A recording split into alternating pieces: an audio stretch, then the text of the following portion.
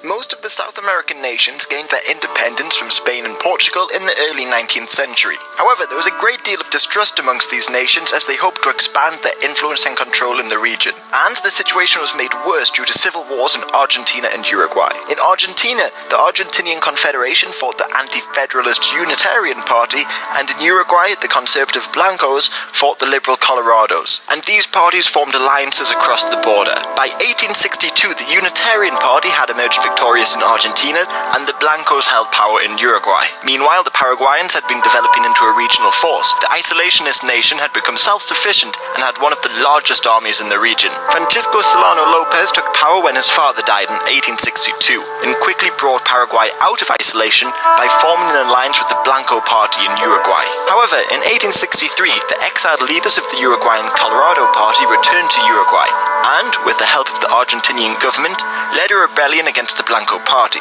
Lopez demanded that the Argentinians stop supporting the rebellion. However, he was ignored, and in October 1864, Brazil also entered into the conflict on the side of the rebels. Lopez severed relations with Brazil and began conscripting more troops into an already large army. However, it should be said it was poorly equipped. In November, the Paraguayans captured a Brazilian ship and a month later declared war on Brazil and invaded Mato Grosso. But in January 1865, the Colorados finally took power in Uruguay. Lopez asked to move troops through Argentina in order to strike southern Brazil. However, the Argentinians refused, so Lopez invaded Argentina in April 1865. So, in early May, Uruguay, Brazil, and Argentina signed an alliance and declared war on Paraguay. In June, the Brazilian Navy emerged victorious at the Battle of Riachuelo, preventing the Paraguayans from effectively supporting their army's invasion of Argentina. But the Paraguayan army marched on.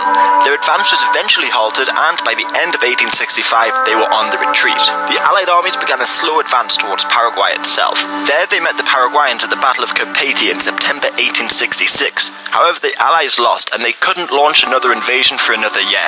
Meanwhile, disease was killing a vast number of people on both sides. In late 1867, the Allies finally began to advance again. They invaded Paraguay from the north, dividing Asunción from the army headquarters in the stronghold of Humaita. This prompted the Paraguayans to finally withdraw from Mato Grosso. Meanwhile, the Brazilian Navy was also laying siege to Humaita, and in July they finally managed to blast their way through, allowing the Brazilian Navy to move freely on the rivers to Paraguay.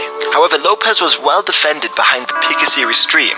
So, in November, the Brazilian General Casillas ordered the construction of a 10-kilometer road to be built across swamps in order to attack Lopez from the rear. As construction was underway, the Allies won two important battles and captured Villeta, forcing Lopez to order the final evacuation of Asunción. Then, as the road was constructed, the Allies managed to assault the Paraguayans. However, Lopez managed to escape into the mountains. In January 1869, the Allies moved freely in to occupy Asunción.